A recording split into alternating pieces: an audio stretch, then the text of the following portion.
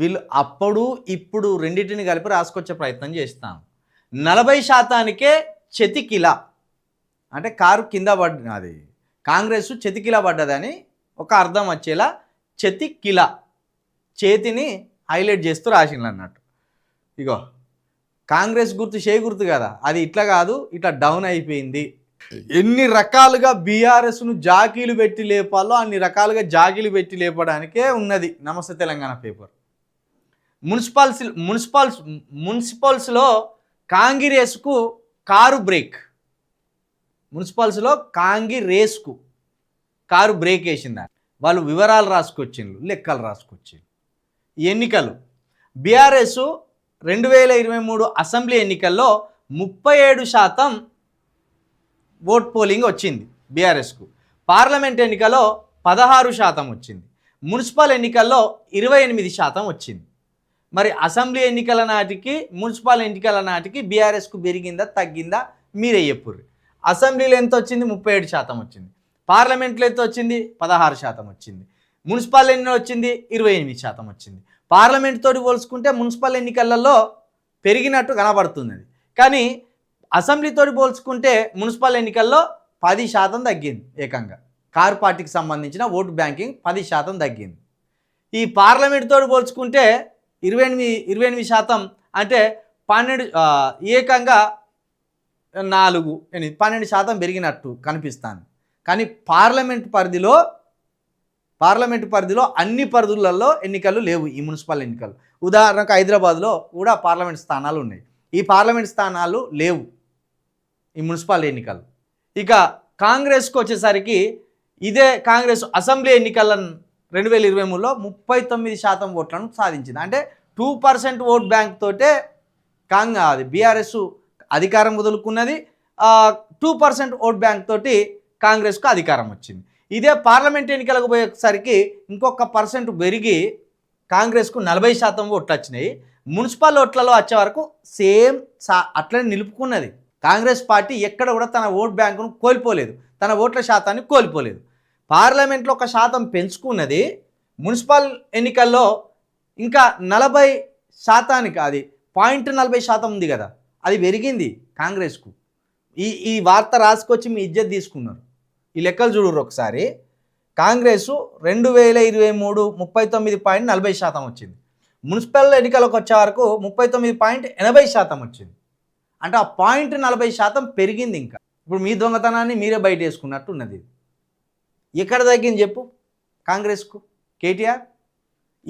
ఈ లెక్కలు ఎందుకు రాసుకొచ్చి బయటపడ్డాం అనవసరంగా? అసెంబ్లీ ఎన్నికల్లో ఏదైతే కాంగ్రెస్ పార్టీ ఓట్ల శాతం ఉన్నదో అసెంబ్లీ కంటే కూడా ఇక మున్సిపల్కి వచ్చే వరకు 0.40% పెరిగింది. ఇంకా పార్లమెంట్ ఎన్నికల్లో 1% పెరిగింది ఎక్కువ. ఎందుకు ఇప్పుడు ఈ లెక్కలు తీసుకొచ్చుకొని మీ భాగవతం అంతా బయట పెట్టుకున్నట్టు అయింది. అంటే కాంగ్రెస్ గ్రాఫ్ ఎక్కడ కూడా పడిపోలేదు. మీ నమస్తే తెలంగాణ పేపర్ చెప్తున్న నిజం ఇదిగో. కాంగ్రెస్ గ్రాఫ్ ఎక్కడ కూడా పడిపోలేదు. నగరాల్లో కూడా కాంగ్రెస్ గ్రాఫ్ పెరుగుతున్నది, పట్టణాల్లో కూడా కాంగ్రెస్ గ్రాఫ్ పెరిగింది, గ్రామీణ ప్రాంతాల్లో కాంగ్రెస్ గ్రాఫ్ అట్లనే ఉన్నది. బీఆర్ఎస్ గ్రాఫ్ తగ్గుకుంటూ వచ్చింది. అసెంబ్లీలో 37%కే ఉన్న బీఆర్ఎస్ గ్రాఫ్ పార్లమెంట్లో 16% పడిపోయింది. ఏకంగా మున్సిపాలిటీకి వచ్చే వరకు ఏకంగా 11% తగ్గింది. బీఆర్ఎస్ గ్రాఫ్ తగ్గింది, కాంగ్రెస్ గ్రాఫ్ పెరిగింది. నమస్తే తెలంగాణ పేపర్ చెప్పిన నిజం ఇది. ఇజ్జత్ పోయింది. ఎవడే రాసుకొచ్చింది ఈ వార్త నాసొంటోడు చెప్పినాక ఇంకేమన్నా మీ పార్టీకి కానీ మీకు కానీ విలువ ఉంటుందా? ఇప్పుడు ఇక్కడ 40%కే చెతికిల అని ఎడ్డింగ్ గట్టిగా వేచినావు. ఈడ లోపల లెక్కలు చూస్తేనేమో నీ పార్టీ నీ కార్కే మొత్తం తుక్కు అయి ఆగమైపోయిన పరిస్థితి ఇక్కడ లెక్కలు ఉన్నాయి. వాళ్లకు అసెంబ్లీలో వచ్చిన పర్సంటేజ్లో ఓట్ల శాతంలో 1% కూడా తగ్గలే. పైగా 0.40% పెరిగింది ఓట్ బ్యాంకింగ్. ఇక బీజేపీకి వచ్చే వరకు బీజేపీకి కూడా పెరుగుకుంటూ పోతూనే ఉన్నది, ఎక్కడ తగ్గుతలేదు. ఇంకా ఈ బీజేపీకి కాంగ్రెస్కు బీఆర్ఎస్కు సంబంధించిన యాడ్ అవుతున్నట్టు కనబడుతుంది. బీజేపీ అసెంబ్లీలో 13% ఓటు శాతాన్ని కొల్లగొట్టింది. 13.90 అంటే ఇంచుమించుగా 14%. ఆ పార్లమెంట్కి వచ్చే వరకు ఏకంగా 35% పెరిగింది.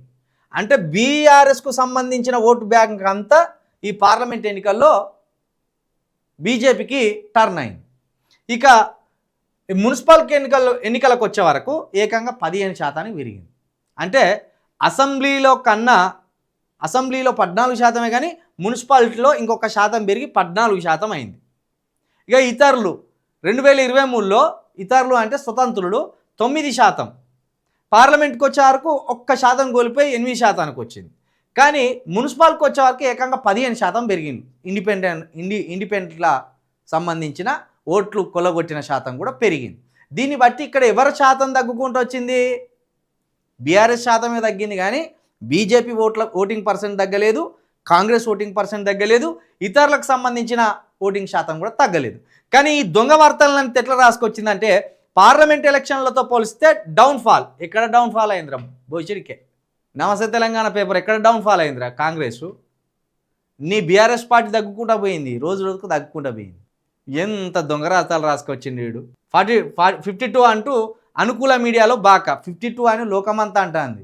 కేటీఆర్కి పేపర్కు ఏమన్నా సర్ఫెక్సల్ వేసి కడిగా, లేదా నువ్వే దగ్గరుండి పేపర్ను డిజైన్ చేసి ప్రింట్ చేయి, మొత్తం ఇప్పుడు బట్టవాయ లెక్కలని రాసుకొత్తివి. ఈ దొంగతనం అంతా తెలిసిపోయా. లెక్కలు కనబడతానే కదా, ఎక్కడ తగ్గింది చెప్పు? కాంగ్రెస్కు ఎక్కడ తగ్గలే. పార్లమెంట్లో 1% పెరిగింది. మున్సిపల్ ఎన్నికల్లో అసెంబ్లీ నాటి ఎన్నికల కంటే 0.40% పెరిగింది. ఇప్పుడు పార్లమెంట్ తోటి పోల్చుకొని ఏమంటాడు? 1% తగ్గింది అంటాడు. 1% కూడా తగ్గలే. అక్కడ 0.5% పార్లమెంట్ తోటి పోల్చుకుంటే తగ్గింది 0.5%.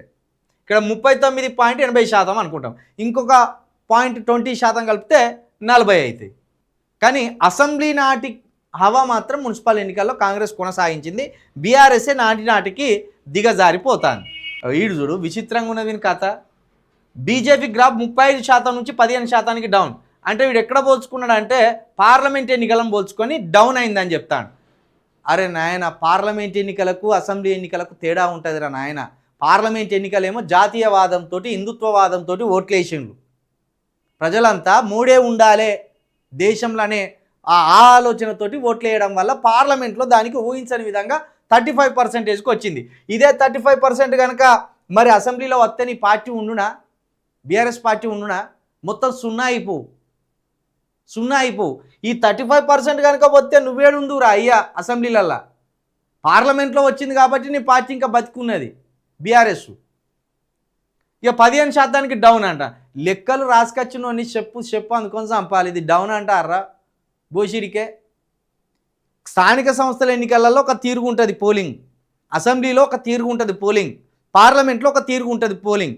ఇవి అన్నిటినీ కలిసి ఒకసారిగా తీసుకొని చూస్తే, యావరేజ్గా చూసుకుంటే ఎవరిది తగ్గిందని చూడాలి. యావరేజ్గా తీసుకొని చూస్తే బీఆర్ఎస్దే తగ్గింది, అసెంబ్లీ కంటే మున్సిపాల్లో తగ్గింది, అసెంబ్లీ కంటే పార్లమెంట్లో తగ్గింది. బీఆర్ఎస్ది అసెంబ్లీ కంటే పార్లమెంట్లో తగ్గింది, పార్లమెంట్లో కంటే ఈ మున్సిపాల్లో కూడా తగ్గింది. కానీ మిగతా పార్టీలు కాంగ్రెస్ బీజేపీ అసెంబ్లీలో ఉన్నాయి నిలుపుకున్నాయి, పార్లమెంట్లో పెరిగినాయి, మున్సిపాలిటీలో కూడా అసెంబ్లీ కంటే ఎక్కువ స్థానాలను గెలుచుకున్నాయి. నీ తెలివి పాడైపోయింది పో. అడ్డమైన తెలివితోటి దొంగతనాన్ని అంతా బయటేసుకున్నావు పో.